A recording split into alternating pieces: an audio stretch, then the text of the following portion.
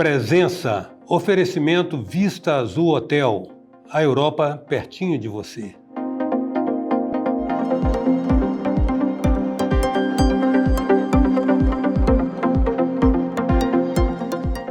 A presença hoje é a do presidente da Associação dos Policiais Federais do Espírito Santo, Deusvaldo Carvalho, e também autor de algumas publicações técnicas sobre o setor público, o que lhe confere o status de professor, como eu tratarei daqui para frente.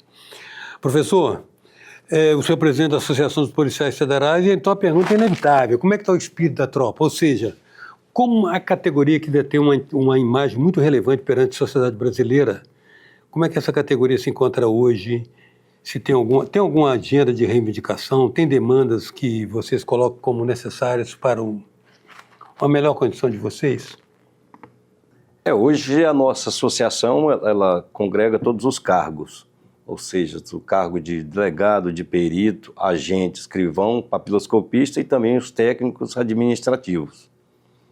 Então é uma associação que ela realiza um trabalho social bastante relevante para que faz com que as pessoas se confraternizem, né? Com as nossas comemorações, aí, Dia dos Pais, Dia das Mães, Dia do Policial Federal, que é dia 16 de dezembro, tem um decreto federal que estabelece essa data.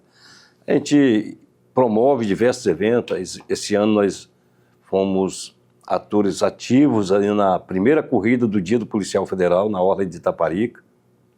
Inclusive eu participei da corrida também. Boa colocação? Razoável, razoável. Mas o importante é participar. Com certeza.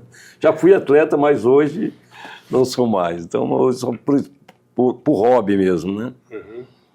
E eu vejo a associação como uma entidade das pessoas se unirem, né? Confraternizar, contar as histórias do passado. Pode ser as mesmas mentiras, mas a gente dá risada ainda das histórias. Repete as risadas, Repete tudo. Mas é muito importante. Desde que eu entrei na associação, na Polícia Federal, eu sou associado. Eu entrei em Curitiba, tomei posse em Curitiba e fui para Foz do Iguaçu. Então, de lá para cá, sempre fui associado. E o que eu mais gosto da entidade é as Olimpíadas da Polícia Federal, que é chamado Jogos Nacionais de Integração dos Servidores da Polícia Federal. É promovido pela ANSEF Nacional. Já são 40 anos desse evento. É promovido de 3 em 3 anos. Próximo evento vai ser em Maceió. E o último foi aqui no Espírito Santo. Porque o Espírito Santo que deu início às Olimpíadas da Polícia Federal. Em 1985. Então completamos 40 anos aqui Fizemos esse evento, mais de 10 dias na área verde ali do Alves Cabral, com a ajuda de vários parceiros. E o que traz de importante de tudo isso? Na academia, quando a gente vai para a academia da Polícia Federal, no curso de formação, depois dali, você faz muitos amigos. Depois, cada um vai para um estado diferente, muitos vão para a região de fronteira, principalmente fronteira, porque são os novinhos que estão entrando, vão para a região de fronteira, assim como eu fui para Foz do Iguaçu. E nessa época, só tinha 2 lugares no Brasil que tinha perícia fora da capital, que geralmente os peritos ficam na capital, né? Nas capitais dos estados. Era Santos e foi recém-lançado, eu fui um dos primeiros peritos a atuar em Foz do Iguaçu. A primeira turma de peritos a atuar em Foz do Iguaçu. Depois disso, ninguém se vê mais. Então, quando faz as Olimpíadas da Polícia Federal, vem gente do Brasil inteiro. Então, todo mundo começa a rever... É um congraçamento, né? Isso. O próprio nome já diz tudo. É Jogos Nacionais de Integração. O motivo é integrar e competir, né? Muitos vêm com espírito realmente de competição. Uhum.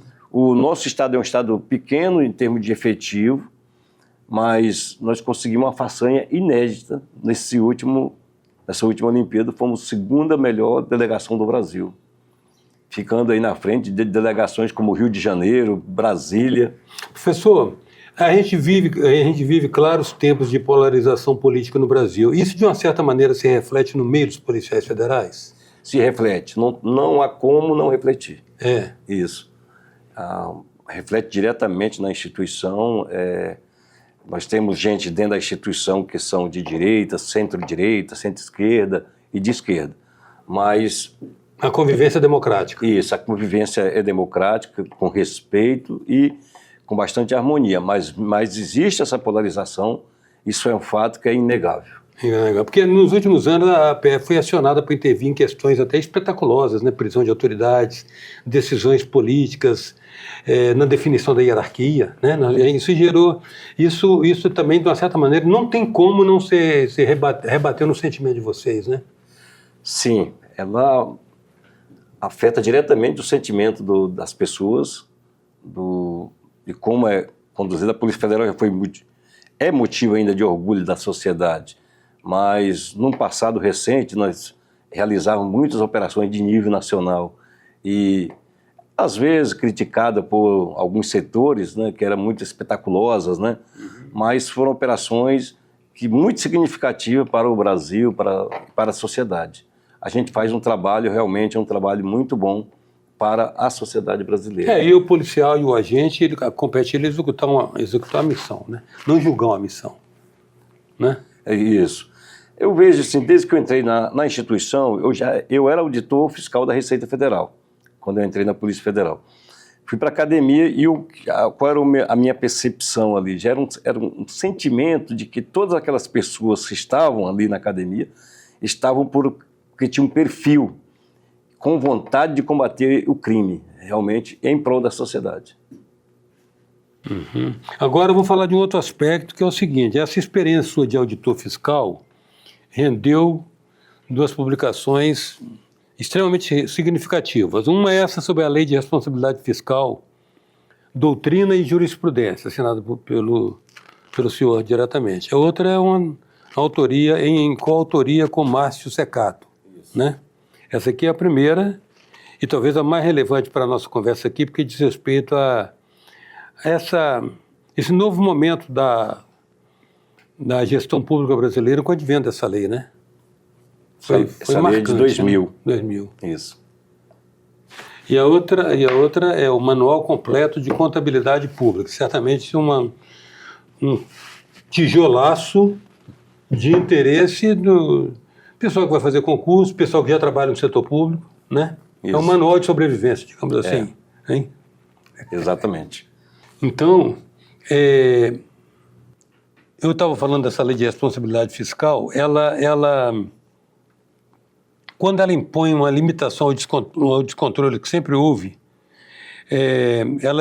ela cria um novo momento na gestão pública brasileira. Primeiro um adendo, né? Uhum. Na realidade, eu publiquei 6 obras. Além dessas 2 aqui? Além dessas, somando com essas 2, mais 4 obras. Mais 4 obras. Isso. Elas foram muito dedicadas mais para os concurseiros, com exceção da Lei de Responsabilidade Fiscal. Uhum. Dessas 6 obras, 2 delas viraram para a editora, para o conceito da editora, que na época era Campos Eusevia, do Rio de Janeiro. 2 livros viraram best-seller. Eu considero quando um livro técnico passa da 3ª edição e vende mais de 30 mil exemplares no Brasil. O nosso chegou a mais de 60 mil exemplares no Brasil. E 2 desses livros, que é o Manual Completo de Contabilidade Pública e o outro livro chamado Orçamento e Contabilidade Pública. Tá, mas no caso específico dessa lei de responsabilidade fiscal, a gente tem assim uma hierarquia de crimes fiscais do mais relevante para o menos relevante? Como é que é isso? Como é que funciona isso? A lei de responsabilidade fiscal é um marco histórico para o Brasil, né, para a gestão fiscal. Até então, foi aprovada em 2000, né, essa lei de responsabilidade fiscal. Juntamente com ela veio a lei 10.028, a lei que estabeleceu alguns crimes fiscais. O que fez com isso? O que temos visto nas publicações junto ao Conselho Federal de Contabilidade, nas outras instituições, isso mudou muito o perfil, fez mudar o perfil dos prefeitos, principalmente.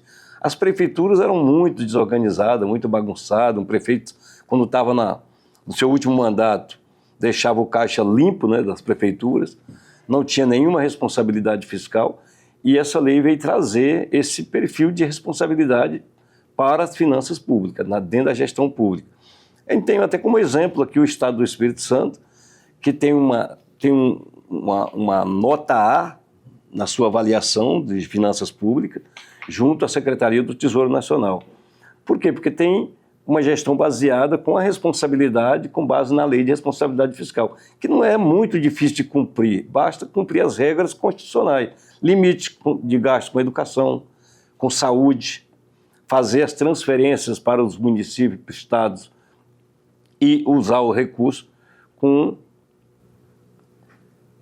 responsabilidade. A gente tinha um gestor muito achando que o fato de estar detendo interinamente o mandato lhe dava o direito, às vezes, de fazer o que quisesse, né? Isso acabou. Exatamente. Acabou porque tem as implicações hoje da lei de responsabilidade fiscal, com aplicações de multas e penalidades. E os ordenadores também ficaram mais... Um exemplo bem claro que penaliza a lei de responsabilidade fiscal, que se você não cumprir determinadas regras, você tem limitação de transferência de recursos da União para os estados e municípios.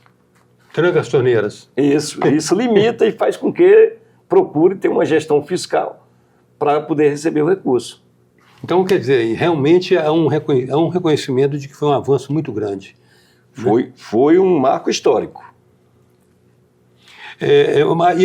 O senhor considera como, digamos, a prática mais recorrente essa do gestor, no último ano de mandato, arrebentar a boca do cofre por conta de que nada lhe aconteceria depois? Exatamente. Muitos faziam até vendiam o patrimônio público, que hoje, pela lei de responsabilidade, não pode mais. Para você vender qualquer alienar, chama de alienar, né? Qualquer tipo de bem público, tem que ser para preservação do capital, ou seja, você tem que comprar outros bens de capital novamente para a entidade. Isso chama de preservação do capital público. Bem de capital é um antigo ativo, né? Ativo fixo, né? Tem que repor. Muitas prefeituras, você via reportagem de vender até tratores, máquinas, e deixava a prefeitura limpa. O outro prefeito não tinha, que assumia, ficava de mãos atadas porque não tinha recurso para nada praticamente. Até para pagamento pessoal faltava dinheiro. Legal, professor. Eu agradeço a sua presença e os esclarecimentos. Me congratulo com o seu trabalho acadêmico, que foi de extrema utilidade para o setor público, né? Tanto estadual quanto brasileiro, né? E espero que novos best-sellers estejam a caminho.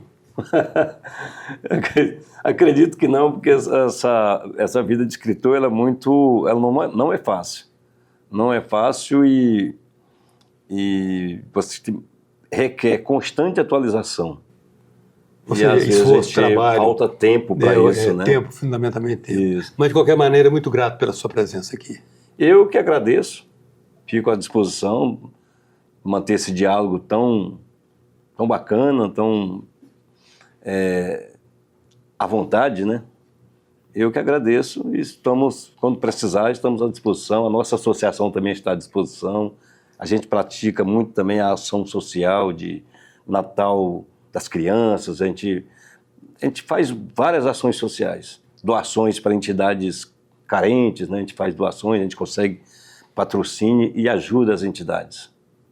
Hoje nós contamos com a presença do presidente da Associação dos Policiais Federais do Espírito Santo, professor Carvalho, Deusvaldo Carvalho, o professor Carvalho. Até já.